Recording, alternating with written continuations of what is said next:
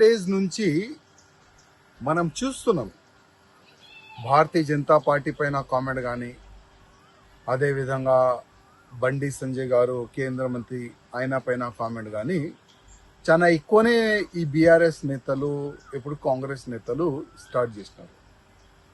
Comment ఏ విధంగా చేస్తున్నారంటే, బండి సంజయ్ గారు కొడుకు ఒక తప్పు చేసిండు, అది తప్పు చేసిండా లేదా, ఆల్రెడీ ఎస్ఐటి ఒక ఏర్పాటు చేసినారు. ఈ ఎస్ఐటి పెట్టిన తర్వాత ఎంక్వైరీలో అసలు వాస్తవం ఏంది అది మొత్తం బయటికి వచ్చేస్తుంది. కానీ ఇంకా ఎంక్వైరీ కూడా స్టార్ట్ కాలేదు. ఇవాళనే రేవంత్ రెడ్డి గారు డీజీపీ గారితోని, కమిషనర్ గారితోని మాట్లాడి అసలు బండి సంజయ్ కొడుకు కేసు ఏంది వివరాలు కూడా మన ముఖ్యమంత్రి గారు తీసుకున్నారు. ముఖ్యమంత్రి గారు అడిగినారు కూడా, బండి సంజయ్ కొడుకు పైన కంప్లైంట్ చేసి చాలా రోజైంది, ఎందుకు యాక్షన్ తీసుకోలేదని ముఖ్యమంత్రి గారు కూడా అడిగినారు. పోక్సో కేసు కింద బండి సంజయ్ గారి కొడుకు పైన కేసు అయింది. అసలు ఇది కుట్రనా లేక వాస్తవం ఇది కేసు అయిందా, ఇది తప్పు జరిగిందా, ఈ ఎస్ఐటిఓలు మొత్తం ఎంక్వైరీ చేసి రిపోర్ట్ అయితే పెడతారు. కానీ బండి సంజయ్ గారు కానీ మా పార్టీ కార్యకర్తల అధికారులు ఎవరు కూడా ఎంక్వైరీ జరగకూడదు ఎవరు కూడా చెప్పలే.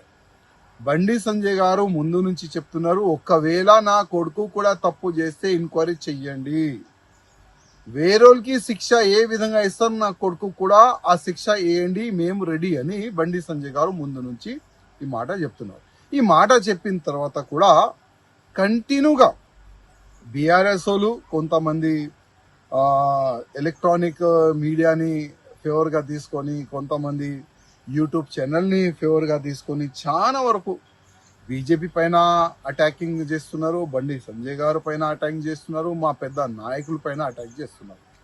చేయని వాళ్ళ అలవాటు.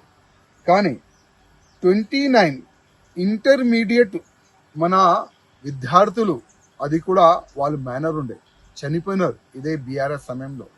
అప్పుడు ఇదే రిజైన్ గురించి అంశము ఎవరు కూడా లేపట్లే. అప్పుడు ఎవరు కూడా దీనిపైన మాట్లాడలే. ఎంతో మంది విద్యార్థులు చనిపోయినారు. అదేవిధంగా జూబ్లీ హిల్స్ లో ఒక ఎంఐఎం నేత కొడుకు రేప్ కేసులో కూడా ఇన్వాల్వ్ అయినారు. మళ్ళా దానికి పెద్ద పెద్ద నేతలు కూడా సపోర్ట్ చేసినారు.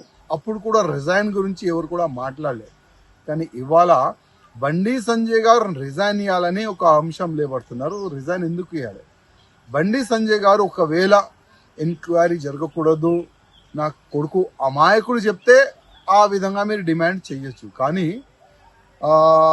బండి సంజయ్ గారు ఒక కార్పొరేటర్గా ఒక ఎంపీ అయినారు, ఒక ఎంపీగా ఒక కేంద్ర మంత్రి అయినంటే ఎంత కష్టపడి అక్కడ వరకు అయినా పోయినారు. ఒకసారి ఆలోచన చేయాలి రిజైన్ అడిగేవాళ్ళు.